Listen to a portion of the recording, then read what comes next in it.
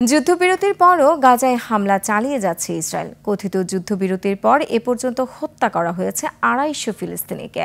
ইসরায়েলের প্রধানমন্ত্রী বেনিয়ামিন নেতানিয়াহুকে পুরোপুরি ক্ষমা করে দিতে চিঠি দিয়েছেন যুক্তরাষ্ট্রের প্রেসিডেন্ট ডোনাল্ড ট্রাম্প। আর আবারও গাজায় স্থায়ী শান্তি নিশ্চিত করার আহ্বান জানিয়েছে তুরস্ক। বিস্তারিত আফসানা নীলার ডেস্ক রিপোর্টে। যুদ্ধবিরতির পরও প্রতিদিন ইসরায়েলি বাহিনীর হাতে প্রাণ হারাচ্ছে নিরীহ প্যালেস্টাইনিরা। যুদ্ধবিরতি লঙ্ঘন করে গাজার উত্তরাঞ্চলীয় শহর বেইত লাহিয়া, গাজা সিটির পূর্বাঞ্চলীয় এলাকা এবং দক্ষিণাঞ্চলীয় শহর খান ইউনিসে বিমান হামলা চালাচ্ছে ইসরায়েল। গাজার স্বাস্থ্য মন্ত্রণালয় জানিয়েছে, গত ১০ অক্টোবর যুদ্ধবিরতি কার্যকর হওয়ার পর থেকে এ পর্যন্ত ইসরায়েল অবরুদ্ধ উপত্যকাটিতে কমপক্ষে ২৪৫ প্যালেস্টাইনিকে হত্যা করেছে। এ অবস্থায় যুদ্ধবিরতি নিয়ে প্রশ্ন তুলেছে জাতিসংঘ।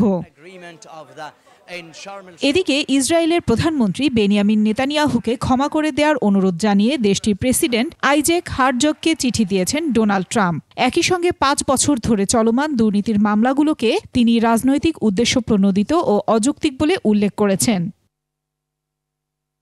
গত ৫ বছর ধরে ঘুষ, জালিয়াতি ও বিশ্বাসভঙ্গের ৩টি মামলায় নেতানিয়াহুর বিরুদ্ধে বিচার চলছে, যদিও তিনি সব অভিযোগ অস্বীকার করে আসছেন। এদিকে ট্রাম্প সমর্থন দেয়ায় ধন্যবাদ জানান নেতানিয়াহু।